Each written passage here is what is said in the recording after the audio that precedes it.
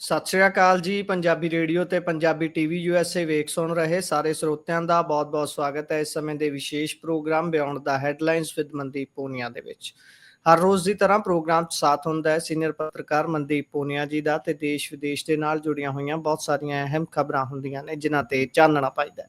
ਸੋ ਕਰਦੇ ਹਾਂ ਉਹਨਾਂ ਦਾ ਪ੍ਰੋਗਰਾਮ ਸਵਾਗਤ। ਬਹੁਤ-ਬਹੁਤ ਸਵਾਗਤ ਹੈ ਜੀ। ਜੀ ਸ਼ੁਕਰੀਆ। ਸਤਿ ਸ੍ਰੀ ਅਕਾਲ ਗੁਰਪ੍ਰੀਤ। ਸਤਿ ਸ਼੍ਰੀ ਅਕਾਲ ਜੀ। ਸੋ ਸਭ ਤੋਂ ਪਹਿਲੀ ਖਬਰ ਦੇ ਵੱਲ ਜੇਕਰ ਆਪਾਂ ਚੱਲੀਏ ਤਾਂ ਨੇਪਾਲ ਦੇ ਵਿੱਚ ਫੈਲੀ ਅਸ਼ਾਂਤੀ ਤੋਂ ਬਾਅਦ ਹੁਣ ਜਦੋਂ ਅੰਤਰਿਮ ਤੌਰ ਦੇ ਉੱਪਰ ਕਿਸ ਦੇ ਹੱਥੇ ਵਾਗਡੋਰ ਦੇਣੀ ਹੈ ਉਸ ਨੂੰ ਲੈ ਕੇ ਗੱਲ ਤੁਰੀ ਤਾਂ ਫਿਰ ਤੋਂ ਜ਼ੈਨਜ਼ੀ ਪ੍ਰਦਰਸ਼ਨਕਾਰੀ ਇੱਕ ਦੂਸਰੇ ਦੇ ਨਾਲ ਭਿੜ ਜਾਂਦੇ ਨੇ, ਆਪਸੀ ਝੜਪ ਹੋ ਜਾਂਦੀ ਹੈ। ਤੁਸੀਂ ਕੱਲ ਵੀ ਇਸ ਤੇ ਚਾਨਣਾ ਪਾਇਆ ਸੀ ਪਰ ਅੱਜ ਕਹਿੰਦੇ ਵੀ ਨਾਮ ਵੀ ਪ੍ਰਸਤਾਵਿਤ ਕਰ ਦਿੱਤਾ ਗਿਆ ਹੈ। ਕਿਸ ਦਾ ਨਾਮ ਅੱਗੇ ਚੱਲ ਰਿਹਾ ਹੈ ਜੀ? ਪਾਇਓ ਜ਼ਰਾ ਚਾਨਣਾ, ਜਾਂ ਫਿਰ ਗੱਲ ਸਿਰੇ ਲੱਗ ਗਈ ਹੈ? ਦੇਖੋ, ਜਿਹੜੇ ਨੇਪਾਲ ਦੇ ਵਿੱਚ ਜੈਨਜੀਜ਼ ਦਾ ਪੂਰਾ ਅੰਦੋਲਨ ਚੱਲ ਰਿਹਾ ਹੈਗਾ, ਪੂਰੇ ਆਪਾਂ ਕਹਿ ਲਈਏ ਕਿ ਤਖਤਾ ਪਲਟ ਜਿਹੜਾ ਹੋਇਆ ਹੈਗਾ ਉੱਥੇ, ਕਿਉਂਕਿ ਪ੍ਰਧਾਨ ਮੰਤਰੀ ਉੱਥੋਂ ਦਾ ਭੱਜ ਗਿਆ ਹੈਗਾ। ਉੱਥੇ ਪਹਿਲਾਂ ਇਹ ਗੱਲ ਨਿਕਲ ਕੇ ਆ ਰਹੀ ਸੀਗੀ ਕਿ ਸੁਸ਼ੀਲਾ ਕਾਰਕੀ ਨੂੰ ਉਹਨਾਂ ਨੇ ਇੰਟਰਿਮ ਪ੍ਰਾਈਮ ਮਿਨਿਸਟਰ ਚੁਣ ਲਿਆ ਹੈਗਾ, ਪਰ ਉੱਥੇ ਜਿਹੜੇ ਗੁੱਟ ਸੀਗੇ ਉਹਨਾਂ 'ਚ ਆਪਸ 'ਚ ਲੜਾਈ ਹੋਈ ਹੈ ਤੇ ਇੱਕ ਗੁੱਟ ਨੇ ਕਿਹਾ ਹੈਗਾ ਕਿ ਜਿਹੜੇ ਇਹ ਸੁਸ਼ੀਲਾ ਕਾਰਕੀ ਹੈਗੇ ਆ ਇਹ ਇੰਡੀਆ ਦੇ ਸਮਰਥਕ ਨੇ, ਇਹ ਇੰਡੀਆ ਦੇ ਅਕੋਰਡਿੰਗ ਚੱਲਣਗੇ ਤੇ ਇਸ ਕਰਕੇ ਉਹਨਾਂ ਤੇ ਨਾ ਤੇ ਆਪੱਤੀ ਜਤਾਈ ਗਈ ਹੈ ਤੇ ਇਸ ਵਿਚਕਾਰ ਆਪਸ 'ਚ ਉਹ ਦੋ ਗੁੱਟਾਂ ਦੀ ਲੜਾਈ ਵੀ ਹੋਈ। ਇੱਕ ਦੂਜੇ ਮਤਲਬ ਇੱਕ ਗੁੱਟ ਚਾਹ ਰਿਹਾ ਸੀਗਾ, ਜਿਵੇਂ ਇੱਕ ਗੁੱਟ ਆਰਮੀ ਦੇ ਆਫਿਸ ਵੱਲ ਵੱਧ ਗਿਆ ਸੀਗਾ ਤੇ ਉੱਥੇ ਪ੍ਰਦਰਸ਼ਨ ਕਰਨ ਗਿਆ ਸੀ ਤੇ ਦੂਜੇ ਗੁੱਟ ਨੇ ਉਹਨਾਂ ਨੂੰ ਰੋਕਿਆ ਕਿ ਆਪਾਂ ਆਰਮੀ ਨਾਲ ਪੰਗਾ ਨਹੀਂ ਲੈਣਾ। ਉੱਥੇ ਉਹਨਾਂ ਦੇ ਟਕਰਾਹਟ ਬਣੀ ਹੈ ਜੀ। ਬਾਕੀ ਜਿਹੜੇ ਨਾਂ ਹੈਗੇ ਆ ਉਹਨਾਂ ਤੇ ਵੀ ਪੂਰਾ ਮਾਮਲਾ ਚੱਲ ਹੀ ਰਿਹਾ। ਜਿਹੜਾ ਕਾਠਮੰਡੂ ਦਾ ਮੇਅਰ ਵੀ ਹੈ ਤੇ ਜਿਹੜਾ ਰੈਪਰ ਹੈ ਨੇਪਾਲ ਦਾ, ਜਿਹੜਾ ਪਾਪੂਲਰ ਰੈਪ ਸੌਂਗਾਂ ਦਾ ਜਿਹੜਾ ਫੇਸ ਹੈ ਬਲੇਨ ਸ਼ਾਹ, ਉਹਦਾ ਜਿਹੜਾ ਗੁੱਟ ਹੈ ਉਹ ਹੁਣ ਬਲੇਨ ਸ਼ਾਹ ਦੇ ਨਾਂ ਵਾਸਤੇ ਪੁਸ਼ ਕਰ ਰਿਹਾ ਹੈਗਾ। ਇਸੇ ਕਰਕੇ ਉਹਨਾਂ ਨੇ ਸੁਸ਼ੀਲਾ ਕਾਰਕੀ ਦੇ ਨਾਂ ਤੇ ਰੋਕ ਲਾਈ ਹੈ। ਦੇਖੋ, ਜਿਹੜੀ ਨੇਪਾਲ ਹੈ ਉੱਥੇ ਹੁਣ ਤੱਕ ਵੀ ਕਰਫਿਊ ਲੱਗਿਆ ਹੋਇਆ ਹੈਗਾ ਤੇ ਹੁਣ ਤੱਕ ਜਿਹੜੇ ਜੈਨਜੀ ਪ੍ਰੋਟੈਸਟਰਸ ਹੈਗੇ ਆ ਉਹ ਸੜਕਾਂ ਤੇ ਫਿਰ ਰਹੇ ਨੇ। ਬਹੁਤ ਸਾਰੇ ਜਿਹੜੇ ਸਾਬਕਾ ਪੀਐਮ ਸੀਗੇ ਨੇਪਾਲ ਦੇ, ਪ੍ਰਧਾਨ ਮੰਤਰੀ ਸੀ, ਉਹਨਾਂ ਨੂੰ ਕੁੱਟਿਆ ਵੀ ਗਿਆ। ਫਾਈਨੈਂਸ ਮਿਨਿਸਟਰ, ਹੋਰ ਵੀ ਕਈ ਮੰਤਰੀ ਵਗੈਰਾ, ਉਹਨਾਂ ਨੂੰ ਕੁੱਟਿਆ ਗਿਆ। ਮੌਕੇ ਦੇ ਜਿਹੜੇ ਪੀਐਮ ਸੀਗੇ ਕੇਪੀ ਸ਼ਰਮਾ ਓਲੀ, ਉਹ ਭੱਜ ਗਏ ਸੀਗੇ ਤੇ ਮਤਲਬ ਹੁਣ ਇਸ ਚੀਜ਼ ਤੇ ਫੇਸ ਫਸਿਆ ਹੋਇਆ ਹੈਗਾ ਕਿ ਕਿਹਦਾ ਨਾਂ ਅੱਗੇ ਕੀਤਾ ਜਾਵੇ। ਕਈ ਸਾਰੇ ਨਾਮ ਆ ਰਹੇ ਨੇ। ਕੁਲਮਾਨ ਸਿੰਘ ਦਾ ਨਾਂ ਹੈ, ਸੁਸ਼ੀਲਾ ਕਾਰਕੀ ਦਾ ਨਾਂ ਹੈ, ਬਲੇਨ ਸ਼ਾਹ ਦਾ ਨਾਂ ਹੈ। ਬਲੇਨ ਸ਼ਾਹ ਦਾ ਜਿਹੜਾ ਧੜਾ ਦੱਸਿਆ ਜਾ ਰਿਹਾ ਹੈਗਾ ਉਹ ਖਾਸਾ ਐਗਰੈਸਿਵ ਹੁੰਦਾ ਨਜ਼ਰ ਆ ਰਿਹਾ ਹੈਗਾ ਤੇ ਦੇਖਦੇ ਹਾਂ ਬਾਕੀ ਬਣਦਾ ਕੀ ਹੈ। ਪਿਛਲੇ 3 ਦਿਨਾਂ ਤੋਂ ਲਗਾਤਾਰ ਉੱਥੇ ਜਿਹੜੇ ਹਾਲਾਤ ਨੇ ਉਹ ਠੀਕ ਨਹੀਂ ਹੈਗੇ ਆ। ਇਹਦੇ 'ਚ ਇਹ ਨਿਕਲ ਕੇ ਆ ਰਿਹਾ ਹੈਗਾ ਕਿ ਆਰਮੀ ਕੋਸ਼ਿਸ਼ ਕਰ ਰਹੀ ਹੈ ਕਿ ਪ੍ਰੋਟੈਸਟਰਸ ਨੂੰ ਉਹਨਾਂ ਦੇ ਘਰ ਭੇਜ ਦੇਵੇ, ਪਰ ਆਰਮੀ ਤੋਂ ਵੀ ਇਹ ਸਾਰਾ ਮਾਮਲਾ, ਨੇਪਾਲ ਦੀ ਆਰਮੀ ਤੋਂ ਕੰਟਰੋਲ ਹੋ ਨਹੀਂ ਰਿਹਾ। ਜੀ। ਸੋ ਜੇਕਰ ਇਸ ਤੋਂ ਅੱਗੇ ਆਪਾਂ ਗੱਲ ਕਰੀਏ ਤਾਂ ਉਧਰ ਅਮਰੀਕਾ ਦੇ ਵਿੱਚ ਬੀਤੀ ਰਾਤ ਟਰੰਪ ਦਾ ਵੱਡਾ ਸਮਰਥਕ ਅਤੇ ਇੱਕ ਧੜੇ ਨੂੰ ਚਲਾਉਣ ਵਾਲਾ ਵਿਅਕਤੀ ਚਾਰਲਸ ਕਰਕ, ਉਸ ਦੀ ਹੱਤਿਆ ਕਰ ਦਿੱਤੀ ਜਾਂਦੀ ਹੈ ਜਦੋਂ ਉਹ ਇੱਕ ਯੂਨੀਵਰਸਿਟੀ ਦੇ ਵਿੱਚ ਇੱਕ ਪ੍ਰੋਗਰਾਮ ਦੇ ਵਿੱਚ ਕਿਸੇ ਗੱਲ ਦਾ ਜਵਾਬ ਦੇ ਰਿਹਾ ਸੀ। ਦੱਸਿਆ ਇਹ ਜਾ ਰਿਹਾ ਕਿ ਉਹ ਮਾਸ ਸ਼ੂਟਿੰਗ ਦੇ ਉੱਪਰ ਹੀ ਗੱਲ ਕਰ ਰਿਹਾ ਸੀ ਜਿਸ ਸਮੇਂ ਉਸ ਦੇ ਉੱਤੇ ਹਮਲਾ ਹੁੰਦਾ ਹੈ, ਗੋਲੀ ਗਲੇ ਦੇ ਵਿੱਚ ਮਾਰੀ ਜਾਂਦੀ ਹੈ ਤੇ ਇਸ ਤੋਂ ਬਾਅਦ ਖਾਸਾ ਤਣਾਅਪੂਰਨ ਸਥਿਤੀ ਬਣੀ ਹੋਈ ਹੈ। ਟਰੰਪ ਦੇ ਵੱਲੋਂ ਵੀ ਬਹੁਤ ਸਖਤ ਟਿੱਪਣੀਆਂ ਕੀਤੀਆਂ ਗਈਆਂ ਨੇ ਤੇ ਅੱਧਾ ਹੇਠਾਂ ਕੀਤਾ ਹੋਇਆ ਅਮਰੀਕਾ ਦਾ ਝੰਡਾ। ਬੇਸ਼ੱਕ ਅੱਜ 9/11 ਵਾਲੀ ਵੱਡੀ ਘਟਨਾ ਦਾ ਵੀ ਦਿਨ ਹੈ, ਪਰ ਇਸ ਦੇ ਬਾਰੇ ਕੀ ਕਹੋਗੇ ਜੀ ਤੁਸੀਂ? ਹਾਂਜੀ, ਅੱਜ ਅਮਰੀਕਾ ਦੇ ਇੱਕ ਰਾਈਟ ਵਿੰਗ ਐਕਟਿਵਿਸਟ ਚਾਰਲੀ ਕਰਕ ਦੀ ਡੈਥ ਹੋ ਚੁੱਕੀ ਹੈ ਜੀ। ਉਹਨਾਂ ਦੇ ਗਰਦਨ ਤੇ ਗੋਲੀ ਮਾਰੀ ਹੈ। ਉਹ ਯੂਨੀਵਰਸਿਟੀ 'ਚ ਇੱਕ ਪ੍ਰੋਗਰਾਮ ਕਰਨ ਗਏ ਹੋਏ ਸੀ। ਬੇਸਿਕਲੀ ਉਹਨਾਂ ਨੇ ਇੱਕ ਪ੍ਰੋਗਰਾਮ ਲਿਖਿਆ ਸੀਗਾ, ਦਾ ਅਮਰੀਕਨ ਕਮਬੈਕ ਟੂਰ। ਉਹਦੇ 'ਚ ਅੱਡ ਯੂਨੀਵਰਸਿਟੀਆਂ 'ਚ ਉਹਨਾਂ ਨੇ ਜਾਣਾ ਸੀਗਾ ਤੇ ਜਦੋਂ ਉਹ ਯੂਟਾ ਵੈਲੀ ਯੂਨੀਵਰਸਿਟੀ 'ਚ ਸੀਗੇ, ਜਿਹੜੀ ਕਿ ਯੂਟਾ ਸਟੇਟ 'ਚ ਪੈਂਦੀ ਹੈਗੀ ਹੈ, ਯੂਟਾ ਵੈਲੀ ਯੂਨੀਵਰਸਿਟੀ 'ਚ ਜਦੋਂ ਉਹ ਆਪਣੇ ਪ੍ਰੋਗਰਾਮ ਨੂੰ ਸੰਬੋਧਿਤ ਕਰ ਰਹੇ ਸੀ, ਇੱਕ ਟੈਂਟ ਦੇ ਥੱਲੇ ਉਹ ਮਾਈਕ ਫੜ ਕੇ ਬੋਲ ਰਹੇ ਸੀਗੇ, ਉਦੋਂ ਹੀ ਅਚਾਨਕ ਉਹਨਾਂ ਦੇ ਗਰਦਨ ਤੇ ਇੱਕ ਗੋਲੀ ਆ ਕੇ ਵੱਜੀ ਹੈ। ਖਾਸੀ ਦੇਰ ਖੂਨ ਰਿਸਦਾ ਰਿਹਾ ਜਿਸ ਕਰਕੇ ਉਹ ਜ਼ਮੀਨ ਤੇ ਡਿੱਗ ਗਏ ਤੇ ਫਿਰ ਉਹਨਾਂ ਦੀ ਮੌਤ ਹੋ ਗਈ।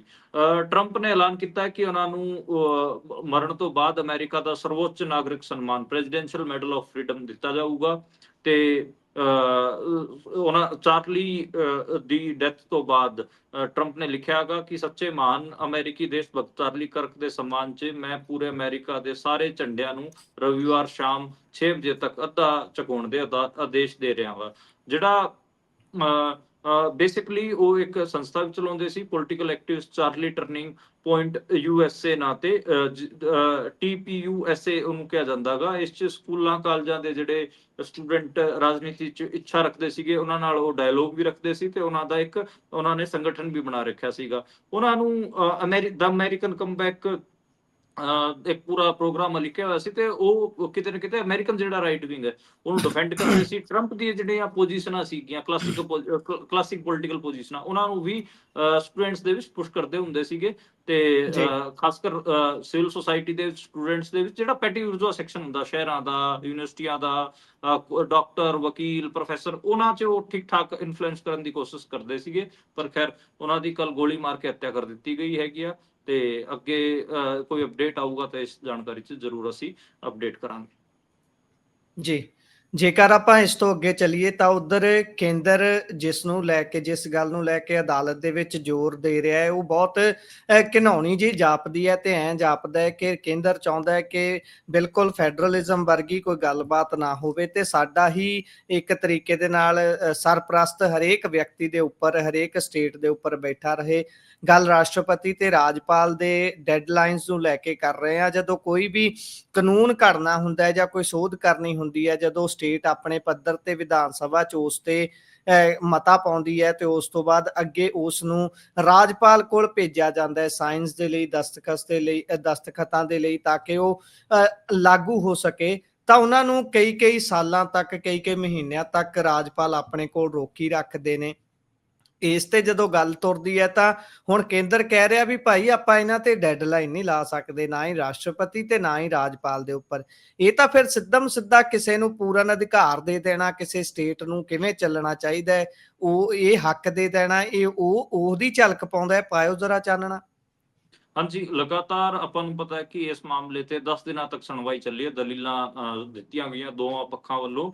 ਬੇਸਿਕਲੀ 8 ਅਪ੍ਰੈਲ ਨੂੰ ਇੱਕ ਫੈਸਲਾ ਸੁਣਾ ਦਿੱਤਾ ਸੀਗਾ 2 ਜੱਜਾਂ ਦੀ ਬੈਂਚਾਂ ਨੇ, ਤੇ ਉਸ ਦੇ ਉਲਟ ਉਹ ਗਏ ਸੀਗੇ, ਉਹਦੇ ਅਗੇਂਸਟ ਇੰਡੀਅਨ ਗਵਰਨਮੈਂਟ ਨੇ ਪਟੀਸ਼ਨ ਪਾਈ ਸੀ। ਤੇ ਜਿਹੜਾ ਸੋਲੀਸਿਟਰ ਜਨਰਲ ਤੁਸ਼ਾਰ ਮਹਿਤਾ, ਉਹਨਾਂ ਨੇ ਸਾਫ਼ ਕਿਹਾ ਸੀਗਾ ਕਿ ਜਿਹੜਾ ਉਹ ਫੈਸਲਾ ਡੈਡਲਾਈਨ ਵਾਲਾ ਸੁਣਾਇਆ ਗਿਆ ਸੀ ਉਹ ਠੀਕ ਨਹੀਂ ਹੈ। ਜੇ ਉਸ ਕਿਸਮ ਦੇ ਫੈਸਲੇ ਅਦਾਲਤਾਂ ਸੁਣਾਉਣਗੀਆਂ ਫਿਰ ਤਾਂ ਅਦਾਲਤਾਂ 'ਚ ਬੜੀ ਗਿਣਤੀ ਦੇ ਵਿੱਚ ਪਟੀਸ਼ਨਾਂ ਦਾਖਲ ਹੋਣਗੀਆਂ, ਤੇ ਜਿਹੜੀ ਇੰਡੀਅਨ ਜੁਡੀਸ਼ਰੀ ਉਹਦੇ ਤੇ ਬੋਝ ਵਧੂਗਾ। ਇਹ ਗੱਲ ਤੁਸ਼ਾਰ ਮਹਿਤਾ ਵੱਲੋਂ ਕੀਤੀ ਗਈ ਸੀ। CGI ਦੀ ਅਗਵਾਈ ਦੀ 5 ਜੱਜਾਂ ਦੀ ਬੈਂਚ ਨੇ ਸੁਣਵਾਈ ਕੀਤੀ ਹੈ, ਤੇ ਉਹਦੇ 'ਚ ਜਿਹੜੀ ਇੰਡੀਆ ਦੀ ਪ੍ਰੈਜ਼ੀਡੈਂਟ ਹੈ ਉਹਨੇ ਵੀ 14 ਵੱਡੇ ਸਵਾਲ ਕੀਤੇ ਸੀਗੇ। ਇੱਕ ਤਾਂ ਸਵਾਲ ਇਹ ਸੀਗਾ ਕਿ ਜੇ ਰਾਜਪਾਲ ਕੋਲ ਕੋਈ ਬਿੱਲ ਆ ਜਾਂਦਾ ਤੇ ਉਹਨਾਂ ਕੋਲ ਕਿਹੜੇ ਕਨਸਟੀਟਿਊਸ਼ਨਲ ਰਾਈਟਸ ਨੇ, ਕਿ ਮਤਲਬ ਜਿਹੜਾ ਰਾਜਪਾਲ ਹੈਗਾ ਉਹ ਫੈਸਲਾ ਲੈਂਦਿਆਂ ਸਮੇਂ ਮੰਤਰੀ ਪਰਿਸ਼ਦ ਦੀ ਸਲਾਹ ਤੋਂ ਬੰਧਿਆ ਹੋਇਆਗਾ। ਉਸ ਤੋਂ ਇਲਾਵਾ ਵੀ ਹੋਰ ਕਈ ਸਾਰੀਆਂ ਚੀਜ਼ਾਂ ਸੀ ਕਿ ਰਾਸ਼ਟਰਪਤੀ ਦੇ ਫੈਸਲੇ ਨੂੰ ਅਦਾਲਤ 'ਚ ਚੁਣੌਤੀ ਦਿੱਤੀ ਜਾ ਸਕਦੀ ਹੈ। ਇਹ ਵੀ ਇੱਕ ਵੱਡਾ ਉਹਨਾਂ ਨੇ ਪੁਆਇੰਟ ਚੁੱਕਿਆ ਸੀਗਾ, ਯਾਨੀ ਕਿ ਰਾਸ਼ਟਰਪਤੀ ਨੂੰ ਉਹ ਸਭ ਤੋਂ ਵੱਡਾ ਦਿਖਾ ਰਹੇ ਨੇ ਕਿ ਕੋਰਟ ਤੋਂ ਵੀ ਉੱਤੇ ਨੇ। ਇਹ 14 ਪੁਆਇੰਟਾਂ 'ਚ ਸੀਗਾ ਕਿ ਕੀ ਰਾਸ਼ਟਰਪਤੀ ਨੂੰ ਸੁਪਰੀਮ ਕੋਰਟ ਤੋਂ ਰਾਏ ਲੈਣੀ ਚਾਹੀਦੀ, ਕਿ ਉਹ ਜ਼ਰੂਰੀ ਹੈ, ਇਸ ਕਿਸਮ ਦੇ ਪੁਆਇੰਟ ਸੀਗੇ। ਯਾਨੀ ਕਿ ਬੇਸਿਕਲੀ ਗਵਰਨਰਸ ਅਤੇ ਜਿਹੜਾ ਇੰਡੀਆ ਦਾ ਰਾਸ਼ਟਰਪਤੀ ਹੈ ਉਹਨਾਂ ਦੇ ਕੀ ਪਾਵਰਾਂ ਨੇ, ਉਹਦੇ ਬਾਰੇ ਇੱਕ ਵੱਡਾ ਸਵਾਲ, ਵੱਡਾ ਖੁਲਾਸਾ ਹੋਣ ਜਾ ਰਿਹਾ ਹੈਗਾ। ਬੇਸਿਕਲੀ ਸੁਪਰੀਮ ਕੋਰਟ ਦਾ ਇੱਕ ਪੱਖ ਇਹ ਵੀ ਹੈ ਕਿ ਉਹ ਕਨਸਟੀਟਿਊਸ਼ਨਲ ਕੋਰਟ ਹੈ, ਉਹ ਕਨਸਟੀਟਿਊਸ਼ਨ 'ਚ ਕੀ ਚੀਜ਼ਾਂ ਨੇ ਉਹਨਾਂ ਨੂੰ ਕਿਵੇਂ ਡਿਫਾਈਨ ਕੀਤਾ ਜਾਊਗਾ ਉਹਦੇ ਬਾਰੇ ਵੀ ਉਹ ਡਿਫਾਈਨ ਕਰਦਾਗਾ। ਦੇਖਦੇ ਹਾਂ ਸੁਪਰੀਮ ਕੋਰਟ ਇਹਨਾਂ ਦੋਵਾਂ ਅਹੁਦਿਆਂ ਦੇ ਜਿਹੜੇ ਹੱਕ ਨੇ, ਕਨਸਟੀਟਿਊਸ਼ਨਲ ਹੱਕ ਨੇ, ਕਨਸਟੀਟਿਊਸ਼ਨ 'ਚ ਉਹਨਾਂ ਨੂੰ ਕਿੰਨਾ ਵਜ਼ਨ ਦਿੱਤਾ ਗਿਆ ਹੈਗਾ, ਕਿੰਨੇ ਹੱਕ ਦਿੱਤੇ ਗਏ ਹੈਗੇ ਆ, ਉਹ ਉਹਨਾਂ ਨੂੰ ਡਿਫਾਈਨ ਕਰੂਗਾ। ਕਿਵੇਂ ਡਿਫਾਈਨ ਕਰੂਗਾ ਉਹ ਅਗਲੇ ਆਉਣ ਵਾਲੇ ਦਿਨਾਂ 'ਚ ਆਪਾਂ ਨੂੰ ਪਤਾ ਲੱਗੂਗਾ। ਪਰ ਇਹ ਗੱਲ ਤਾਂ ਖੜੀ ਹੋ ਚੁੱਕੀ ਹੈ ਕਿ ਜਿਹੜਾ ਫੈਡਰਲਿਜ਼ਮ ਹੈ ਉਹ ਕਿਤੇ ਨਾ ਕਿਤੇ ਜਿਹੜੀ ਮੌਕੇ ਦੀ ਕੇਂਦਰੀ ਹਕੂਮਤ ਹੈ ਉਹ ਗਵਰਨਰਸ ਅਤੇ ਪ੍ਰੈਜ਼ੀਡੈਂਟ ਦੇ ਰਾਹੀਂ ਚੈਲੰਜ ਕਰ ਰਹੀ ਹੈ, ਯਾਨੀ ਕਿ ਸੂਬਿਆਂ ਦੀ ਚੁਣੀਆਂ ਹੋਈਆਂ ਸਰਕਾਰਾਂ ਨੂੰ ਕਿਤੇ ਨਾ ਕਿਤੇ ਗਵਰਨਰਾਂ ਦੇ ਰਾਹੀਂ ਚੈਲੰਜ ਕੀਤਾ ਜਾ ਰਿਹਾ। ਤੇ ਉਹਦੇ ਹੱਕ 'ਚ ਜਿਹੜੀ ਇਸ ਚੈਲੰਜ ਦੇ ਹੱਕ 'ਚ, ਗਵਰਨਰਾਂ ਦੇ ਹੱਕ 'ਚ ਜਿਹੜੀ ਕੇਂਦਰੀ ਸਰਕਾਰ ਹੈ ਮੁਲਕ ਦੀ, ਉਹ ਡਟ ਕੇ ਖੜੀ ਹੈ। ਜੀ, ਸੋ ਜੇਕਰ ਅੱਗੇ ਆਪਾਂ ਅਗਲੀ ਗੱਲ ਕਰੀਏ ਤਾਂ ਉਧਰ ਭਾਰਤ ਨੇ ਮੰਗ ਰੱਖੀ ਹੈ ਕਿ ਰੂਸ ਦੀ ਸੈਨਾ 'ਚ ਭਾਰਤੀ ਜਿਹੜੇ ਨੌਜਵਾਨ ਨੇ ਉਹਨਾਂ ਨੂੰ ਭਰਤੀ ਹੋਣ ਤੋਂ ਰੋਕਿਆ ਜਾਵੇ। ਤੁਸੀਂ ਕੱਲ ਵੀ ਸ਼ਾਇਦ ਇਸ ਖਬਰ ਤੇ ਚਾਨਣਾ ਪਾਇਆ ਸੀ ਕਿ 2 ਨੌਜਵਾਨ, ਇੱਕ ਪੰਜਾਬ ਦੇ ਨਾਲ ਸੰਬੰਧ ਰੱਖਦੇ, ਇੱਕ ਹਰਿਆਣੇ ਦੇ ਨਾਲ, ਉਹ ਸ਼ਾਇਦ ਯੂਕਰੇਨ ਦੀ ਵਾਲੇ ਪਾਸਿਓਂ ਲੜਨ ਦੇ ਲਈ ਉਹਨਾਂ ਨੂੰ ਤਿਆਰ ਕੀਤਾ ਗਿਆ ਸੀ। ਪਾਇਓ ਚਾਨਣਾ। ਹਾਂਜੀ, ਬੇਸਿਕਲੀ ਯੂਕਰੇਨ ਅਤੇ ਰੂਸ ਦਾ ਜਿਹੜਾ ਯੁੱਧ ਚੱਲ ਰਿਹਾ ਹੈਗਾ ਉਹਦੇ ਵਿੱਚ ਬਹੁਤ ਸਾਰੇ ਇੰਡੀਅਨ ਫਸੇ ਹੋਏ ਨੇ।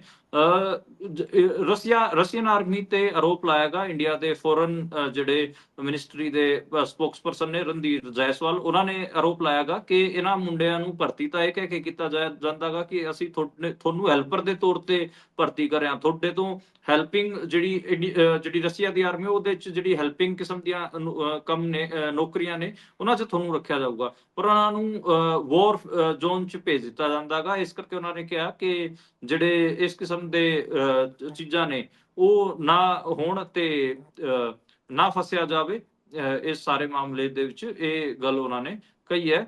ਤੇ ਬਾਕੀ ਉਹਨਾਂ ਨੇ ਇਹ ਵੀ ਕਿਹਾ ਕਿ ਰੂਸ ਤੋਂ ਵੀ ਗੁਜ਼ਾਰਿਸ਼ ਕੀਤੀ ਹੈ ਕਿ ਇੰਡੀਆ ਦੇ ਮੁੰਡਿਆਂ ਨੂੰ ਭਰਤੀ ਨਾ ਕੀਤਾ ਜਾਵੇ।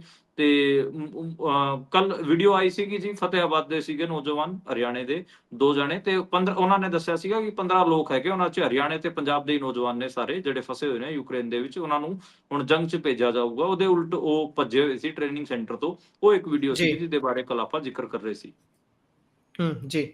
ਉਧਰ ਵੋਟ ਚੋਰੀ ਦਾ ਜਿਹੜਾ ਰੌਲਾ ਪਿਆ ਹੋਇਆ ਹੈ, ਉੱਥੇ ਸੋਸ਼ਲ ਮੀਡੀਆ ਤੇ ਬੜੀ ਜੰਗ ਛਿੜੀ ਹੋਈ ਹੈ। ਖਾਸ ਤੌਰ ਤੇ ਜਿਹੜੇ ਪੋਲੀਟੀਕਲ ਪੇਜ ਹੁੰਦੇ ਨੇ, ਬੀਜੇਪੀ ਵਾਲਿਆਂ ਦੇ ਉੱਪਰ ਤੰਜ਼ ਕਾਂਗਰਸ ਕੱਸਦੀ ਰਹਿੰਦੀ ਹੈ। ਕਾਂਗਰਸ ਦੇ ਵੱਲੋਂ ਤਰ੍ਹਾਂ ਤਰ੍ਹਾਂ ਦੇ ਮੀਮ ਬਣਾ ਕੇ ਅਪਲੋਡ ਕੀਤੇ ਜਾਂਦੇ ਨੇ। ਪਰ ਗੱਲ ਜੇਕਰ ਉਸ ਤੋਂ ਅਗਲੀ ਕਰੀਏ ਕਿ ਵੋਟ ਚੋਰੀ ਸ਼ਬਦ ਬਹੁਤ ਵੱਡਾ ਬਣ ਗਿਆ ਹੈ ਇਸ ਸਮੇਂ, ਤੇ ਰਾਹੁਲ ਗਾਂਧੀ ਵੀ ਇਸ ਨੂੰ ਵਰਤਣ ਤੋਂ ਹੁਣ ਝਿਜਕਦੇ ਨਹੀਂ, ਕਿਤੇ ਵੀ ਵਰਤ ਲੈਂਦੇ ਨੇ।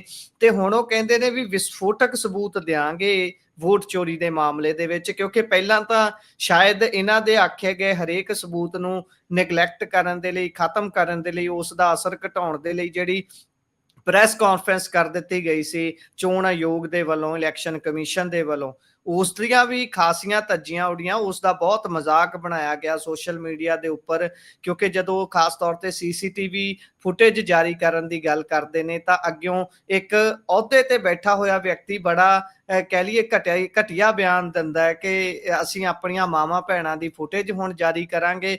ਇਹ ਕਹਿ ਲਈਏ ਤਰਕਪੂਰਨ ਜਵਾਬ ਕੋਈ ਨਹੀਂ ਦਿੱਤਾ ਜਾਂਦਾ। ਪਰ ਹੁਣ ਜਦੋਂ ਰਾਹੁਲ ਗਾਂਧੀ ਇਹ ਕਹਿ ਰਿਹਾ ਹੈ ਕਿ ਵਿਸਫੋਟਕ ਸਬੂਤ ਦਿਆਂਗੇ, ਤਾਂ ਇਸ ਨੂੰ ਆਪਾਂ ਕਿਵੇਂ ਸਮਝੀਏ? ਕੀ ਕਹਿਣਾ ਚਾਹੁੰਦਾ ਹੈ ਰਾਹੁਲ ਗਾਂਧੀ? ਦੇਖੋ, ਇਹਦੇ 'ਚ ਉਹਨਾਂ ਨੇ ਬੇਸਿਕਲੀ ਜਿਹੜੀ ਗੱਲ ਕੀਤੀ ਸੀਗੀ ਕਿ ਵੋਟ ਚੋਰੀ ਹੋਈ ਹੈ, ਬਹੁਤ ਸਾਰੇ ਡਬਲ ਵੋਟਰ ਨੇ, ਹੋਰ ਕਈ ਕਿਸਮ ਦੀਆਂ ਗੱਲਾਂ ਕੀਤੀਆਂ ਸੀ। ਅੱਜ ਉਹਨਾਂ ਨੇ ANI ਨੂੰ ਕਿਹਾ ਕਿ ANI ਵਾਲੇ ਮੇਰਾ ਬਿਆਨ ਨਹੀਂ ਚਲਾਉਂਦੇ ਤੇ ਮੇਰਾ ਬਿਆਨ ਤੁਸੀਂ ਪਬਲਿਸ਼ ਕਰੋ। ਤੇ ਉਹਨਾਂ ਨੇ ਕਿਹਾ ਕਿ ਵੋਟ ਚੋਰ ਗੱਦੀ ਛੋੜ। ਉਹਦੇ 'ਚ ਉਹਨਾਂ ਨੇ ਇਹ ਵੀ ਕਿਹਾ ਕਿ ਹਜੇ ਤੱਕ ਤਾਂ ਸਿਰਫ ਬੰਬ ਹੀ ਆਇਆ ਸੀਗਾ, ਹੁਣ ਮੈਂ ਹਾਈਡਰੋਜਨ ਬੰਬ ਲੈ ਕੇ ਆਵਾਂਗਾ ਜਿਹੜਾ ਕਿ ਬੀਜੇਪੀ ਨੂੰ ਜਮਾ ਐਕਸਪੋਜ਼ ਕਰ ਦੂਗਾ। ਉਹਨਾਂ ਨੇ ਕਿਹਾ ਕਿ ਮਹਾਰਾਸ਼ਟਰ, ਕਰਨਾਟਕ ਤੇ ਹਰਿਆਣੇ ਦੇ ਵਿੱਚ ਇਲੈਕਸ਼ਨ 'ਚ ਵੋਟਾਂ ਚੋਰੀ ਕਰਕੇ ਇਹਨਾਂ ਨੇ ਹਕੂਮਤਾਂ ਬਣਾਈਆਂ ਨੇ। ਅਸੀਂ ਪਹਿਲਾਂ ਵੀ ਸਬੂਤ ਦੇ ਚੁੱਕੇ ਹਾਂ। ਹੁਣ ਜਿਹੜੇ ਅਸੀਂ ਸਬੂਤ ਦੇਵਾਂਗੇ ਉਸ ਤੋਂ ਉਹ ਬਹੁਤ ਵਿਸਫੋਟਕ ਹੋਣਗੇ। ਉਹਦੇ ਕਰਕੇ ਉਹਨਾਂ ਕਰਕੇ ਕਿਤੇ ਨਾ ਕਿਤੇ ਇਹਨਾਂ ਦੀ ਸਾਰੀ ਜਿਹੜੀ ਰਹੀ ਖਈ ਆਪਾਂ ਕਹਿ ਲਈਏ ਕਿ ਕ੍ਰੈਡੀਬਿਲਿਟੀ ਹੈਗੀ ਆ, ਉਹ ਸਾਰੀ ਮਿੱਟੀ 'ਚ ਮਿਲ ਜੂਗੀ। ਇਹ ਗੱਲਾਂ ਉਹਨਾਂ ਵੱਲੋਂ ਕਹੀਆਂ ਗਈਆਂ ਹੈਗੀਆਂ ਕਾਫੀ ਪਿਛਲੇ ਲੰਬੇ ਸਮੇਂ ਤੋਂ। ਜਿਹੜਾ ਰਾਹੁਲ ਗਾਂਧੀ ਹੈ ਉਹ ਇਹ ਆਰੋਪ ਲਾ ਰਹੇ ਨੇ ਕਿ ਬੀਜੇਪੀ ਬੇਸਿਕਲੀ ਹਕੂਮਤ 'ਚ ਵੋਟਾਂ ਚੋਰੀ ਕਰਕੇ ਆਈ ਹੈ। ਤੇ ਉਹਨਾਂ ਨੇ ਬਹੁਤ ਸਾਰੇ ਇਸ਼ੂਜ਼ ਨੂੰ ਅੱਗੇ ਰੇਜ਼ ਕੀਤਾ ਹੈਗਾ। ਇਹਦੇ 'ਚ ਕਈ ਇਸ਼ੂਜ਼ ਤਾਂ ਇਹ ਨੇ ਕਿ ਕਈ ਥਾਵਾਂ ਤੇ ਜਿੱਥੇ ਇਲੈਕਸ਼ਨ ਹੁੰਦੇ ਨੇ ਮਹੀਨੇ ਪਹਿਲਾਂ, ਉੱਥੇ ਬਹੁਤ ਸਾਰੀਆਂ ਵੋਟਾਂ ਵੱਧ ਜਾਂਦੀਆਂ ਨੇ। ਡਬਲ ਵੋਟਰ ਦਾ ਵੀ ਹੈ, ਕ੍ਰੋਸ ਵੋਟਿੰਗ ਦਾ ਮਾਮਲਾ ਹੈਗਾ, ਫਰਜ਼ੀ ਵੋਟਰ ਵਾਲਾ ਜਿਹੜਾ ਵੱਡਾ ਇੱਕ ਪੂਰਾ ਚੱਲਿਆ ਹੋਇਆ ਹੈਗਾ, ਇੱਕ ਐਡਰੈਸ ਤੇ 200 ਵੋਟ ਨਿਕਲਣਾ, ਉਹ ਇੱਕ ਮਾਮਲਾ ਹੈਗਾ। ਉਹ ਸਾਰੀ ਚੀਜ਼ਾਂ ਨੂੰ ਲੈ ਕੇ ਰਾਹੁਲ ਗਾਂਧੀ ਪਿਛਲੇ 1 ਮਹੀਨੇ ਤੋਂ ਲਗਾਤਾਰ ਬੀਜੇਪੀ ਦੇ ਖਿਲਾਫ ਲੱਗੇ ਹੋਏ ਨੇ। ਦੇਖਦੇ ਹਾਂ ਉਹ ਕਿਹੜਾ ਹਾਈਡਰੋਜਨ ਬੰਬ ਫੋੜਨਗੇ। ਦੱਸਿਆ ਜਾ ਰਿਹਾ ਹੈਗਾ ਕਿ ਹਰਿਆਣੇ ਦਾ ਜਿਹੜਾ ਇਲੈਕਸ਼ਨ ਹੋਇਆ ਸੀ ਉਹਨੂੰ ਲੈ ਕੇ ਉਹ ਕੁਝ ਵੱਡਾ ਐਕਸਪੋਜ਼ੇ ਕਰਨ ਦੀ ਤਿਆਰੀ 'ਚ ਹੈਗੇ। ਜੀ। ਜੇਕਰ ਅਗਲੀ ਆਪਾਂ ਗੱਲ ਕਰੀਏ ਤਾਂ ਉਧਰ ਉਪ ਰਾਸ਼ਟਰਪਤੀ ਚੋਣਾਂ ਦੇ ਵਿੱਚ ਕ੍ਰਾਸ ਵੋਟਿੰਗ ਦਾ ਬੜਾ ਵਿਵਾਦ ਚੱਲ ਰਿਹਾ। ਗੱਲ ਹੋ ਰਹੀ ਹੈ ਲਗਾਤਾਰ ਕਿ ਕਿਸ ਤਰੀਕੇ ਦੇ ਨਾਲ ਇੰਨੀਆਂ ਜ਼ਿਆਦਾ ਵੋਟਾਂ ਭੁਗਤਦੀਆਂ ਨੇ। ਵੈਸੇ ਤਾਂ ਪਹਿਲਾਂ ਵੀ ਜ਼ਿਕਰ ਤੁਸੀਂ ਕੀਤਾ ਸੀ ਕਿ NDA ਨੂੰ ਬਹੁਮਤ ਸਪਸ਼ਟ ਰੂਪ ਦੇ ਵਿੱਚ ਸੀਗੀ ਤੇ ਉਹਨਾਂ ਦਾ ਬੰਦਾ ਜਿੱਤਣਾ ਸੁਭਾਵਿਕ ਜੀ ਗੱਲ ਸੀ, ਪਰ ਫਿਰ ਵੀ ਇਹ ਛਣ ਕੇ ਗੱਲ ਆ ਰਹੀ ਹੈ ਕਿ ਕ੍ਰਾਸ ਵੋਟਿੰਗ ਤਾਂ ਹੋਈ ਹੈ। ਦੇਖੋ, ਸਹੀ ਗੱਲ ਕਹਿ ਰਹੇ ਹੋ ਕਿ ਕ੍ਰਾਸ ਵੋਟਿੰਗ ਨੂੰ ਲੈ ਕੇ ਬਹੁਤ ਸਾਰੀਆਂ ਚੀਜ਼ਾਂ ਚੱਲ ਰਹੀਆਂ ਨੇ। ਉਹਦੇ 'ਚ ਇੱਕ ਦਿੱਕਤ ਆਈ ਹੈ ਕਿ ਜਿਹੜੀ ਏਦਾਂ ਦੀਆਂ ਵੋਟਾਂ ਸੀਗੀਆਂ ਕਿ ਜਿਨ੍ਹਾਂ ਤੇ ਸ਼ੱਕ ਪੈ ਰਿਹਾ ਹੈਗਾ। ਤਕਰੀਬਨ 11 ਵੋਟਾਂ ਏਦਾਂ ਦੀਆਂ ਹੈਗੀਆਂ ਜਿਹੜੇ ਕਿ ਵੱਧ ਪਈਆਂ ਨੇ। ਤੇ ਨਹੀਂ, 14 ਵੋਟਾਂ ਏਦਾਂ ਦੀਆਂ ਹੈਗੀਆਂ ਜਿਹੜੀਆਂ ਵੱਧ ਪਈਆਂ ਨੇ। ਯਾਨੀ ਕਿ ਟੋਟਲ ਸਾਰੇ ਐਨਡੀਏ ਨੂੰ ਮਿਲਾ ਕੇ ਅਤੇ ਵਾਈਐਸਆਰ ਕਾਂਗਰਸ ਦੇ ਸੰਸਦਾਂ ਨੂੰ ਮਿਲਾ ਕੇ ਉਹਨਾਂ ਦੀ 438 ਵੋਟਾਂ ਬਣਦੀਆਂ ਨੇ, ਪਰ ਉਹਨਾਂ ਨੂੰ 452 ਵੋਟਾਂ ਪਈਆਂ ਤੇ 14 ਵੋਟਾਂ ਵੱਧ ਪਈਆਂ ਨੇ। ਇਹਨਾਂ ਨੂੰ ਲੈ ਕੇ ਗੱਲ ਚੱਲ ਰਹੀ ਹੈ ਕਿ ਇਹ ਕੌਣ ਸੀਗੇ ਜਿਨ੍ਹਾਂ ਨੇ ਵੱਧ ਵੋਟਾਂ ਪਾਈਆਂ। ਕ੍ਰੋਸ ਵੋਟਿੰਗ ਨੂੰ ਲੈ ਕੇ ਦੇਖੋ ਕਿਹਦੇ ਕਿਹਦੇ ਤੇ ਸ਼ੱਕ ਜਾ ਰਿਹਾ ਹੈਗਾ। ਇੱਕ ਤਾਂ ਚੰਡੀਗੜ੍ਹ ਵਾਲਾ ਜਿਹੜਾ ਐਮਪੀ ਹੈ ਮਨੀਸ਼ ਤਿਵਾੜੀ, ਆਪਣਾ ਜਿਹੜਾ ਕੇਰਲ ਤੋਂ ਹੈਗਾ ਉਹ ਇੰਟੈਲੈਕਚੁਅਲ ਸ਼ਸ਼ੀ ਥਰੂਰ, ਉਹਦੇ ਤੇ ਸ਼ੱਕ ਜਾ ਰਿਹਾ ਹੈਗਾ। ਹੋਰ ਵੀ ਕਈ ਲੋਕ ਨੇ ਜਿਨ੍ਹਾਂ ਤੇ ਸ਼ੱਕ ਜਾ ਰਿਹਾ ਹੈਗਾ। ਤੇ ਇਹ ਤਾਂ ਮਤਲਬ ਵੱਡਾ ਸਵਾਲ ਹੈ ਹੀ। ਇਹਦੇ 'ਚ ਤ੍ਰਿਣਮੂਲ ਕਾਂਗਰਸ ਦੇ ਵਿਧਾਇਕ ਕਹਿ ਰਹੇ ਨੇ ਕਿ ਕਿਤੇ ਨਾ ਕਿਤੇ ਇਸ ਇਲੈਕਸ਼ਨ ਦੌਰਾਨ ਉਹਨਾਂ ਨੂੰ ਵੀ, ਉਹਨਾਂ ਦੇ ਐਮਪੀਜ਼ ਨੂੰ ਵੀ 15-15 ਕਰੋੜ 20 ਕਰੋੜ ਰੁਪਏ ਆਫਰ ਕੀਤੇ ਗਏ ਸੀਗੇ ਤੇ ਇਹਦਾ ਚੈੱਕ ਕਰਨਾ ਬਣਦਾ ਗਾ ਕਿ ਕਿਹਨੇ ਪੈਸੇ ਫੜੇ ਨੇ। ਬਾਕੀ ਬੀਜੇਪੀ ਵਾਲੇ ਹੱਸ ਕੇ ਇਹਦੇ ਤੇ ਕਹਿ ਰਹੇ ਨੇ ਕਿ ਦੇਖੋ ਇੰਡੀਆ ਅਲਾਈਅੰਸ 'ਚ ਫੁੱਟ ਹੈਗੀ ਆ, ਇਹ ਇਕਜੁੱਟ ਨਹੀਂ ਹੈਗਾ। ਇਹ ਗੱਲ ਸੱਚੀ ਹੈ ਕਿ ਇੰਡੀਆ ਅਲਾਈਅੰਸ 'ਚ ਫੁੱਟ ਹੈਗੀ ਆ, ਕੋਈ ਇਕਜੁੱਟਤਾ ਹੈ ਨਹੀਂ। ਉਹਨਾਂ ਦੇ 15-15 ਵੋਟਾਂ ਉਹਨਾਂ ਦੀਆਂ ਦੇਖੋ ਬੀਜੇਪੀ ਵਾਲੇ ਲੈ ਜਾ ਰਹੇ ਨੇ ਆਪਣੇ ਪ੍ਰਾਈਮ ਤੇ, ਫਿਰ ਤਾਂ ਤੁਸੀਂ ਹਿਸਾਬ ਲਾ ਹੀ ਸਕਦੇ ਹੋ ਕਿ ਤੇ ਉਦੋਂ ਇਹਦਾ ਤੋਂ ਕਲੀਅਰ ਮੈਜੋਰਿਟੀ ਬੀਜੇਪੀ ਨੂੰ ਨਹੀਂ ਹੈ, ਉਦੋਂ ਵੀ ਉਹ 15 ਵੋਟਾਂ ਦੀ ਸੇਂਧਮਾਰੀ ਕਰ ਲੈ ਰਹੇ ਨੇ। ਤਾਂ ਇਹ ਇੱਕ ਗੱਲ ਹੈਗੀ ਆ। ਤੇ ਬਾਕੀ ਤਾਂ ਮਤਲਬ ਬਹੁਤ ਸਾਰਿਆਂ ਦਾ ਸਖਤ ਤਾਂ ਕਾਂਗਰਸ ਦੇ ਐਮਪੀਜ਼ ਤੇ ਹੀ ਹੈਗਾ। ਉਹਨਾਂ 'ਚ ਕਈ ਸਾਰੇ ਲੀਕ ਨੇ, ਉਹ ਆਪਾਂ ਆਪਰੇਸ਼ਨ ਸੰਦੂਰ ਦੌਰਾਨ ਵੀ ਦੇਖਿਆ ਸੀਗਾ ਕਿ ਉਹ ਸਾਰੇ ਜਿਹੜੀ ਲਾਈਨ ਲੈ ਰਹੇ ਸੀ ਉਹ ਬੀਜੇਪੀ ਆਰਐਸਐਸ ਦੀ ਲੈ ਰਹੇ ਸੀਗੇ। ਕਾਂਗਰਸ ਦੇ ਅੰਦਰ ਬਹੁਤ ਸਾਰੇ ਐਮਪੀ ਹੈਗੇ ਆ, ਸਾਂਸਦ ਹੈਗੇ ਏਦਾਂ ਦੇ ਜਿਨ੍ਹਾਂ ਦੀ ਜਿਹੜੀ ਆਈਡੀਓਲੋਜੀ ਉਹ ਆਰਐਸਐਸ ਬੀਜੇਪੀ ਵਰਗੀ ਹੈਗੀ ਆ। ਸ਼ਾਇਦ ਸੰਘ ਦਾ ਬੰਦਾ ਸੀਗਾ ਇਹ ਜਿਹੜਾ ਵਾਈਸ ਪ੍ਰੈਜ਼ੀਡੈਂਟ ਚੁਣਿਆ ਗਿਆ ਹੈਗਾ ਸੀਪੀ ਰਾਧਾ ਕ੍ਰਿਸ਼ਨ, ਇਹ ਆਰਐਸਐਸ ਨਾਲ ਰਿਲੇਟਡ ਹੈਗਾ। ਸ਼ਾਇਦ ਆਰਐਸਐਸ ਨੇ ਫਿਰ ਜਿਹੜੇ ਕਾਂਗਰਸ ਤੇ ਆਰਐਸਐਸ ਦੇ ਬੰਦੇ ਹੈਗੇ ਉਹਨਾਂ ਨੂੰ ਕਹਿਤਾ ਹੋਊਗਾ ਬਾਈ ਵੋਟਾਂ ਇੱਧਰ ਪਾਣੀਆਂ ਨੇ, ਇਸ ਕਰਕੇ ਸ਼ਾਇਦ ਵੋਟਾਂ ਇੱਧਰ ਪੈ ਗਈਆਂ। ਜੀ, ਸੋ ਜੇਕਰ ਅੱਗੇ ਆਪਾਂ ਗੱਲ ਕਰੀਏ ਤਾਂ ਉਧਰ ਬੇਸ਼ੱਕ ਦੇਸ਼ ਦਾ ਪੀਐਮ ਜਿਹੜਾ ਹੈ ਉਹ ਹਿਮਾਚਲ ਦੇ ਵਿੱਚ ਦੌਰਾ ਕਰ ਗਿਆ ਹੈ, ਇਹ ਸਥਿਤੀ ਦਾ ਜਾਇਜ਼ਾ ਲੈ ਗਏ ਨੇ, ਏਰੀਅਲ ਵਿਊ ਦੇ ਥਾਣੀ ਕਿ ਕਿੰਨਾ ਕੁ ਨੁਕਸਾਨ ਹੋਇਆ ਤੇ 1500 ਕਰੋੜ ਰੁਪਈਆ ਵੀ ਦੇ ਗਏ ਨੇ। ਪਰ ਮੌਸਮ ਹਾਲੇ ਘੱਟ ਨਹੀਂ ਕਰ ਰਿਹਾ। ਮਨਾਲੀ ਦੇ ਵਿੱਚ ਕਹਿੰਦੇ ਵੀ ਸਕੂਲ ਕਾਲਜ ਬੰਦ ਕਰ ਦਿੱਤੇ ਗਏ ਨੇ, ਡੀਸੀ ਦੇ ਆਰਡਰ ਆ ਗਏ ਨੇ, 3 ਦਿਨ ਕਹਿੰਦੇ ਖੂਬ ਬਾਰਿਸ਼ ਹੋਣੀ ਹੈ। ਇਹ ਸਭ ਦੇ ਵਿਚਾਲੇ ਕਈ ਹੈ। ਜੀ ਜੀ ਕਈ ਸਾਰੇ ਆਪਾਂ ਕਹਿ ਲਈਏ ਕਿ ਖਤਰਿਆਂ ਦੀ ਘੰਟੀ ਹੁਣ ਆਪਾਂ ਨੂੰ ਹਿਮਾਲਿਆ ਦੇ ਵਿੱਚ ਨਜ਼ਰ ਆ ਰਹੀ ਹੈ। ਆਪਾਂ ਨੂੰ ਇਹ ਵੀ ਯਾਦ ਰੱਖਣਾ ਚਾਹੀਦਾ ਕਿ ਪੰਜਾਬ ਅਤੇ ਹਰਿਆਣਾ ਦੋਵੇਂ ਹਿਮਾਲਿਆ ਦੇ ਫਲੱਡ ਪਲੇਨ ਹੈਗੇ ਆ। ਜੇ ਹਿਮਾਲਿਆ ਦੇ ਵਿੱਚ ਮੀਂਹ ਪੈਂਦਾਗਾ ਤੇ ਉਹਨਾਂ ਦਾ ਅਸਰ ਇਹਨਾਂ ਦੋਵਾਂ ਸੂਬਿਆਂ ਤੇ ਹੋਊਗਾ, ਇਹ ਵੀ ਧਿਆਨ ਰੱਖੋ। ਜੰਮੂ ਦਾ ਵੀ ਇਲਾਕਾ ਉਸ ਕਿਸਮ ਦਾ ਹੀ ਹੈ, ਉੱਥੇ ਵੀ ਅਸਰ ਪਊਗਾ। ਬੇਸਿਕਲੀ ਮਨਾਲੀ ਦਾ ਜਿਹੜਾ ਇਲਾਕਾ ਗਾ, ਬੰਜਾਰ ਦਾ ਜਿਹੜਾ ਇਲਾਕਾ ਗਾ, ਸ਼ਿਮਲੇ ਦਾ ਜਿਹੜਾ ਇਲਾਕਾ, ਉਨੇ ਦਾ, ਉੱਥੇ ਅਗਲੇ 3 ਦਿਨਾਂ ਤੱਕ ਯੈਲੋ ਅਲਰਟ ਜਾਰੀ ਕਰ ਦਿੱਤਾ ਗਿਆ ਹੈਗਾ। ਮੀਂਹ ਪਊਗਾ। ਤੇ ਆਪਾਂ ਨੂੰ ਪਤਾ ਕਿ ਹਿਮਾਚਲ ਪ੍ਰਦੇਸ਼ 'ਚ ਉਦਾਂ ਬਹੁਤ ਹਿਮਾਲਿਆਸ ਦੇ ਵਿੱਚ ਬਹੁਤ ਨੁਕਸਾਨ ਹੋਇਆ ਹੈਗਾ। ਹਿਮਾਚਲ ਪ੍ਰਦੇਸ਼ 'ਚ ਤਕਰੀਬਨ 350 ਤੋਂ ਲੈ ਕੇ 400 ਤੱਕ ਲੋਕਾਂ ਦੀ ਡੈਥ ਹੋ ਚੁੱਕੀ ਹੈ। ਲੈਂਡ ਸਲਾਈਡ, ਬੱਦਲ ਫਟਣ ਕਰਕੇ ਤਾਂ 76 ਲੋਕਾਂ ਦੀ ਡੈਥ ਹੋਈ ਹੈ। ਤੇ ਇਹ ਮਤਲਬ ਉੱਥੇ ਬਿਲਾਸਪੁਰ, ਹਮੀਰਪੁਰ, ਕਾਂਗੜਾ, ਸ਼ਿਮਲਾ, ਸਿਰਮੌਰ, ਇਹ ਜ਼ਿਲ੍ਹਿਆਂ ਦੇ ਅੰਦਰ ਵੀ ਮੀਂਹ ਦਾ ਅਲਰਟ ਹੈ, ਯਾਨੀ ਕਿ ਘੱਗਰ 'ਚ ਵੀ ਪਾਣੀ ਆਣਾ ਲਾਜ਼ਮੀ ਹੈ। ਦੇਖੋ ਆਪਾਂ ਨੂੰ ਪਤਾ ਕਿ ਹਿਮਾਲਿਆਸ ਦੇ 2 ਮੂੰਹ ਬਣਦੇ ਨੇ ਹਰਿਆਣਾ ਤੇ ਪੰਜਾਬ ਦੇ ਵਿਚਕਾਰ। ਜਿਹੜੇ 3 ਦਰਿਆ ਨੇ, ਖਾਸ ਕਰ ਸਤਲੁਜ, ਰਾਵੀ ਅਤੇ ਬਿਆਸ, ਉਹ ਤਾਂ ਆਪਾਂ ਨੂੰ ਪਤਾ ਕਿ ਉੱਥੇ ਤਾਂ ਪਾਣੀ ਪਹਿਲਾਂ ਵੀ ਇੱਕ ਫੇਜ਼ ਉਹਨਾਂ ਦਾ ਜਾ ਚੁੱਕਿਆ ਗਾ। ਹੁਣ ਅੱਗੇ ਦੀ ਉਮੀਦ ਹੈ, ਮਤਲਬ ਖਤਰਾ ਇਹ ਹੈ ਕਿ ਉਹ ਦੁਬਾਰੇ ਪਾਣੀ ਨਾ ਆ ਜਾਵੇ। ਹੁਣ ਜਿਹੜੀ ਵਾਰੀ ਆਣੀ ਹੈ, ਲੋਕ ਕਹਿ ਰਹੇ ਨੇ ਕਿ ਘੱਗਰ ਦੀ ਵਾਰੀ ਆਣੀ, ਘੱਗਰ 'ਚ ਪਾਣੀ ਆਊਗਾ, ਜਿਹਦੇ ਕਰਕੇ ਮਾਲਵੇ ਦੇ ਜਿਹੜੇ ਜ਼ਿਲ੍ਹੇ ਨੇ ਅਤੇ ਹਰਿਆਣੇ ਦੇ ਜਿਹੜੇ ਜ਼ਿਲ੍ਹੇ ਨੇ ਉਹਨਾਂ 'ਚ ਹੜ੍ਹਾਂ ਦੀ ਮਾਰ ਹੋ ਸਕਦੀ ਹੈਗੀ ਆ। ਤੇ ਮੈਨੂੰ ਲੱਗਦਾ ਕਿ ਮੈਦਾਨੀ ਇਲਾਕੇ ਨੇ, ਦੋਵੇਂ ਫਲੱਡ ਪਲੇਨ ਨੇ, ਪੰਜਾਬ ਅਤੇ ਹਰਿਆਣਾ, ਦੋਵਾਂ ਨੂੰ ਸਤਰਕ ਰਹਿਣ ਦੀ ਲੋੜ ਹੈ। ਕਾਫੀ ਨੁਕਸਾਨ ਪਹਿਲਾਂ ਹੀ ਦੋਵੇਂ ਸੂਬਿਆਂ ਦਾ ਹੋ ਚੁੱਕਿਆ ਹੈਗਾ, ਬਲਕਿ ਤਿੰਨੋਂ ਸੂਬਿਆਂ ਦਾ, ਹਿਮਾਚਲ ਦਾ ਵੀ ਨੁਕਸਾਨ ਹੋਇਆ ਹੈਗਾ, ਜੰਮੂ ਦਾ ਵੀ ਨੁਕਸਾਨ ਉਦਾਂ ਹੋਇਆ ਹੈਗਾ। ਤੇ ਇਹਦੇ 'ਚ ਕਿਤੇ ਨਾ ਕਿਤੇ ਇਹ ਹਿਮਾਲਿਆ ਦੇ ਵਿੱਚ ਜਿਸ ਕਿਸਮ ਦੇ ਐਕਸਟ੍ਰੀਮ ਵੈਦਰ ਕੰਡੀਸ਼ਨਸ ਹੋ ਰਹੀਆਂ ਨੇ, ਉਹਦੇ ਤੇ ਆਪਾਂ ਨੂੰ ਮਤਲਬ ਸਾਵਧਾਨ ਰਹਿਣ ਦੀ ਲੋੜ ਹੈ। ਦੋਵੇਂ ਸੂਬਿਆਂ ਦੀ ਸਰਕਾਰਾਂ ਨੂੰ ਇਹਦੇ ਤੇ ਅਲਰਟ ਵੀ ਜਾਰੀ ਕਰ ਦੇਣੇ ਚਾਹੀਦੇ। ਇੱਕ ਤਾਂ ਮਤਲਬ ਇਹ ਵੀ ਗੱਲ ਆ ਰਹੀ ਹੈ ਕਿ ਜਿਵੇਂ ਮੈਂ ਅੰਮ੍ਰਿਤਸਰ ਦੇ ਅਜਨਾਲੇ ਵਾਲੇ ਇਲਾਕੇ 'ਚ ਸੀਗਾ, ਗੁਰਦਾਸਪੁਰ 'ਚ ਵੀ ਗਿਆ, ਪਠਾਨਕੋਟ 'ਚ ਵੀ, ਉੱਥੇ ਲੋਕਾਂ ਨੂੰ ਜਿਹੜੇ ਅਲਰਟ ਹੈਗੇ ਆ ਉਹ ਲੋਕਾਂ ਤੱਕ ਨਹੀਂ ਪਹੁੰਚੇ ਜਿਨ੍ਹਾਂ ਦੇ ਘਰ ਪਾਣੀ ਵੜਿਆ ਗਾ। ਸਿਰਫ ਅੱਧਾ ਘੰਟਾ ਪਹਿਲਾਂ ਪ੍ਰਸ਼ਾਸਨ ਨੇ ਉਹਨਾਂ ਨੂੰ ਅਲਰਟ ਭੇਜਿਆ ਕਿ ਭਾਈ ਆਪਣੇ ਘਰ ਖਾਲੀ ਕਰ ਦਿਓ। ਜੇ ਉਹੀ ਅਲਰਟ 4-5 ਘੰਟੇ ਆ ਫਿਰ ਇੱਕ ਦਿਨ ਪਹਿਲਾਂ ਹੁੰਦੇ ਤਾਂ ਘੱਟੋ ਘੱਟ ਜਿਹੜਾ ਕੀਮਤੀ ਸਮਾਨ ਹੁੰਦਾ ਗਾ, ਜਿਹੜਾ ਗਰਾਊਂਡ ਫਲੋਰ ਤੇ ਹੁੰਦਾ ਗਾ, ਉਹਨਾਂ ਨੂੰ ਬੰਦਾ ਘੱਟੋ ਘੱਟ ਫਸਟ ਫਲੋਰ ਤੇ ਦਾ ਸ਼ਿਫਟ ਕਰ ਲੈਂਦਾ। ਹੋਰ ਬਹੁਤ ਸਾਰੀਆਂ ਚੀਜ਼ਾਂ ਏਦਾਂ ਦੀਆਂ ਹੁੰਦੀਆਂ ਨੇ ਜਿਨ੍ਹਾਂ ਦਾ ਬਚਾਅ ਹੋ ਸਕਦਾ ਸੀਗਾ। ਪਰ ਖੈਰ ਉਹ ਅਲਰਟ ਜਾਰੀ ਕਰਨ 'ਚ ਦੋਵੇਂ ਹਰਿਆਣਾ ਤੇ ਪੰਜਾਬ ਸੂਬੇ ਦੀ ਸਰਕਾਰਾਂ ਅਤੇ ਉਹਨਾਂ ਦਾ ਪ੍ਰਸ਼ਾਸਨ ਬਹੁਤ ਪਿੱਛੇ ਹੈਗਾ। ਮੈਨੂੰ ਲੱਗਦਾ ਵਾ ਕਿ ਹੁਣ ਇਹ ਇੱਕ ਵੱਡਾ ਆਪਾਂ ਨੂੰ ਆਪਣੇ ਸਾਹਮਣੇ ਖਤਰਾ ਨਜ਼ਰ ਆ ਰਿਹਾ ਹੈਗਾ ਕਿ ਅਗਲੇ 3 ਦਿਨ ਹਿਮਾਲਿਆ ਦੇ ਵਿੱਚ ਮੀਂਹ ਪੈਣ ਵਾਲਾ ਹੈਗਾ। ਮੈਨੂੰ ਲੱਗਦਾ ਹੈਗਾ ਕਿ ਪਹਿਲਾਂ ਹੀ ਜਿਹੜੇ ਅਲਰਟ ਹੈਗੇ ਪ੍ਰਸ਼ਾਸਨਾਂ ਵੱਲੋਂ ਜਾਰੀ ਕਰ ਦਿੱਤੇ ਜਾਣੇ ਚਾਹੀਦੇ। ਜੀ। ਅਗਲੀ ਗੱਲ ਜੇਕਰ ਕਰਾਂ ਤਾਂ ਉਧਰ ਵਿਨੇਸ਼ ਫੋਗਾਟ ਦੇ ਉੱਪਰ ਭੜਕ ਗਏ ਲੋਕਲ ਲੋਕ, ਕਹਿੰਦੇ ਵੀ ਜਦੋਂ ਪਾਣੀ ਆਇਆ ਸੀ ਅਸੀਂ ਬਹੁਤ ਸਾਰੇ ਫੋਨ ਕੀਤੇ, ਤੁਸੀਂ ਫੋਨ ਨਹੀਂ ਚੱਕਿਆ, ਤੇ ਅੱਗਿਓਂ MLA ਬੀਬੀ ਨੂੰ ਵੀ ਗੁੱਸਾ ਆ ਗਿਆ। ਹਾਂਜੀ, ਇਹ ਤਾਂ ਦੇਖੋ ਸ਼ਿਕਾਇਤ ਆ ਰਹੀ ਹੈ ਵਿਨੇਸ਼ ਫੋਗਾਟ ਦੀ। ਵਿਨੇਸ਼ ਫੋਗਾਟ ਦੇ ਇੱਕ ਵਾਰ ਪੋਸਟਰ ਵੀ ਲੱਗ ਚੁੱਕੇ ਹੈਗੇ ਆ ਉਹਨਾਂ ਦੇ ਹਲਕੇ 'ਚ ਕਿ ਉਹ ਗਾਇਬ ਰਹਿੰਦੇ ਨੇ। ਤੇ ਹੁਣ ਕਈ ਦਿਨਾਂ ਬਾਅਦ ਉੱਥੇ ਉਹ ਗਏ ਸੀਗੇ, ਪਹਿਲੀ ਵਾਰ ਗਏ ਸੀ।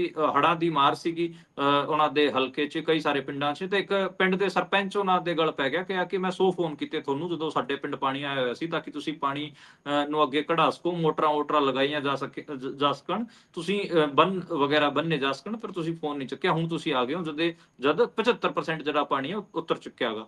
ਤੇ ਉਹਨਾਂ ਤੇ ਖਾਸਾ ਗੁੱਸਾ ਹੋਏ, ਪਰ ਮਤਲਬ ਉਹਨਾਂ ਨੇ ਕਿਹਾ ਕਿ ਨਹੀਂ ਮੈਂ ਉਹਦੇ 'ਚ ਵਿਨੇਸ਼ ਨੇ ਕਿਹਾ ਕਿ ਨਹੀਂ ਅਸੀਂ ਪ੍ਰਸ਼ਾਸਨ ਨਾਲ ਗੱਲ ਕਰ ਰਹੇ ਹਾਂ, ਪੈਪਾਂ ਦੱਬੀਆਂ ਜਾਣਗੀਆਂ, ਇਹ ਕੀਤਾ ਜਾਊਗਾ, ਉਹ ਕੀਤਾ ਜਾਊਗਾ। ਸਰਪੰਚ ਕਹਿੰਦਾ ਗਾ ਕਿ ਠੀਕ ਹੈ ਪ੍ਰਸ਼ਾਸਨ ਤਾਂ ਕਰ ਲਊਗਾ, ਪਰ ਸਾਨੂੰ ਸਾਡੇ ਵਿਧਾਇਕ ਦਾ ਸਪੋਰਟ ਨਹੀਂ ਮਿਲ ਰਿਹਾ, ਉਹ ਫੋਨ ਹੀ ਨਹੀਂ ਚੱਕਦੀ। ਤੇ ਉਹਦੇ ਤੇ ਫਿਰ ਕਿਤੇ ਉਹਨਾਂ ਨੇ ਕਿਹਾ ਕਿ ਮੈਂ ਇੱਥੇ ਹੁਣ ਪਹੁੰਚੀ ਹੋਈ ਹੈ ਨਾ, ਮੈਂ ਕੋਈ ਭੂਤ, ਮੇਰਾ ਵਿਧਾਇਕ ਦਾ ਭੂਤ ਥੋੜੀ ਨਾ ਆਇਆ ਹੋਇਆ ਹੈਗਾ। ਖਾਸੀ ਬਹਿਸਾ ਬਹਿਸੀ ਹੋਈ ਹੈ ਵਿਨੇਸ਼ ਫੋਗਾਟ ਨੂੰ ਲੈ ਕੇ। ਪਿੰਡ ਵਾਲਿਆਂ ਦੀ ਜੁਲਾਣੇ ਹਲਕੇ ਦੀ ਖਾਸੀਆਂ ਸ਼ਿਕਾਇਤਾਂ ਰਹਿੰਦੀਆਂ ਨੇ। ਠੀਕ ਹੈ ਕਿ ਉਹ ਪਲੇਅਰ ਵਧੀਆ ਹੋ ਸਕਦੇ ਨੇ, ਪਰ ਹੁਣ MLA ਦੇ ਤੌਰ ਤੇ ਉਹਨਾਂ ਨੂੰ ਖਾਸੀਆਂ ਦਿੱਕਤਾਂ ਦਾ ਸਾਹਮਣਾ ਕਰਨਾ ਪੈ ਰਿਹਾ ਹੈਗਾ। ਜੀ, ਦਿੱਕਤ ਤਾਂ ਹੈ, ਕਿਉਂਕਿ ਤੁਸੀਂ ਇੱਕ ਖੇਤਰ ਦੇ ਵਿੱਚ ਮਾਹਰ ਹੋ ਸਕਦੇ ਹੋ, ਬਹੁਤ ਚੰਗੇ ਹੋ ਸਕਦੇ ਹੋ, ਤੁਹਾਡੇ ਵਰਗਾ ਹੋ ਸਕਦਾ ਕੋਈ ਨਾ ਹੋਵੇ, ਪਰ ਜਦੋਂ ਤੁਸੀਂ ਖੇਤਰ ਬਦਲਦੇ ਹੋ, ਕਿਸੇ ਹੋਰ ਖੇਤਰ 'ਚ ਪੈਰ ਰੱਖਦੇ ਹੋ, ਤਾਂ ਤੁਹਾਨੂੰ ਉਹਦੀ ਵੀ ਥੋੜ੍ਹੀ ਜਾਣਕਾਰੀ ਹੋਣੀ ਚਾਹੀਦੀ ਹੈ, ਜਾਂ ਫਿਰ ਤੁਸੀਂ ਨਿੱਜੀ ਤੌਰ ਤੇ ਉਹਨਾਂ ਚੀਜ਼ਾਂ ਲਈ ਤਿਆਰ ਹੋਣੇ ਚਾਹੀਦੇ ਹੋ, ਮੈਦਾਨ ਦੇ ਵਿੱਚ ਉਤਰਨ ਦੇ ਲਈ, ਲੋਕਾਂ ਦੇ ਨਾਲ ਖੜਨ ਦੇ ਲਈ। ਸੋ ਅੱਗੇ ਚੱਲਦੇ ਹਾਂ। ਉਧਰ ਮੁੱਖ ਮੰਤਰੀ ਭਗਵੰਤ ਮਾਨ ਹੋਣਾ ਨੂੰ ਅੱਜ ਕਹਿੰਦੇ ਹਸਪਤਾਲ ਤੋਂ ਛੁੱਟੀ ਮਿਲ ਗਈ ਹੈ। ਹਾਂਜੀ, ਉਹਨਾਂ ਨੂੰ ਅੱਜ ਹਸਪਤਾਲ ਤੋਂ ਛੁੱਟੀ ਦੇ ਦਿੱਤੀ ਗਈ ਹੈਗੀ ਆ। ਮੋਹਾਲੀ ਦੇ ਫੋਰਟਿਸ ਹਸਪਤਾਲ 'ਚ ਉਹਨਾਂ ਨੂੰ ਉਹ ਭਰਤੀ ਸੀਗੇ, ਦਾਖਲ ਸੀਗੇ। 4:30 ਵਜੇ ਉਹਨਾਂ ਨੂੰ ਛੁੱਟੀ ਮਿਲੀ ਤੇ ਉਹ ਬਾਹਰ ਨਿਕਲੇ ਸੀਗੇ। ਬਾਹਰ ਨਿਕਲ ਕੇ ਉਹਨਾਂ ਨੇ ਮਤਲਬ ਲੋਕਾਂ ਨੂੰ ਹੱਥ ਵਗੈਰਾ ਵੀ ਲਾਇਆ ਤੇ ਅਭਿਵਾਦਨ ਸਵੀਕਾਰ ਕੀਤਾ। ਬਾਕੀ ਫਿਰ ਉਹ ਚੰਡੀਗੜ੍ਹ ਜਿਹੜਾ ਉਹਨਾਂ ਦਾ CM ਆਵਾਸ ਹੈ, ਉੱਥੇ ਉਹ ਪਹੁੰਚ ਗਏ ਹੈਗੇ ਆ। ਇੱਕ ਪਰ ਕਲੀਅਰ ਨਹੀਂ ਹੋ ਪਾਇਆ ਕਿ ਉਹਨਾਂ ਨੂੰ ਕਿਸ ਕਿਸਮ ਦੀ ਦਿੱਕਤ ਸੀਗੀ। ਬਸ ਸਿਰਫ ਇੰਨਾ ਮੀਡੀਆ ਦੇ ਵਿੱਚ ਫਲੋਟ ਕਰ ਦਿੱਤਾ ਗਿਆ ਕਿ ਉਹਨਾਂ ਦੀ ਜਿਹੜੀ ਧੜਕਨ, ਦਿਲ ਦੀ ਧੜਕਨ ਹੈ, ਉਹ ਥੋੜਾ ਸਲੋ ਰੱਖੀ ਸੀ ਤੇ ਥੋੜੀ ਕਮਜ਼ੋਰੀ ਦੀ ਸ਼ਿਕਾਇਤ ਸੀ, ਪਰ ਹਜੇ ਤੱਕ ਪ੍ਰੋਪਰ ਬਿਮਾਰੀ ਕੀ ਉਹਨਾਂ ਨੂੰ ਉਸ ਬਾਰੇ ਕੋਈ ਜ਼ਿਕਰ ਨਹੀਂ ਆ ਰਿਹਾ।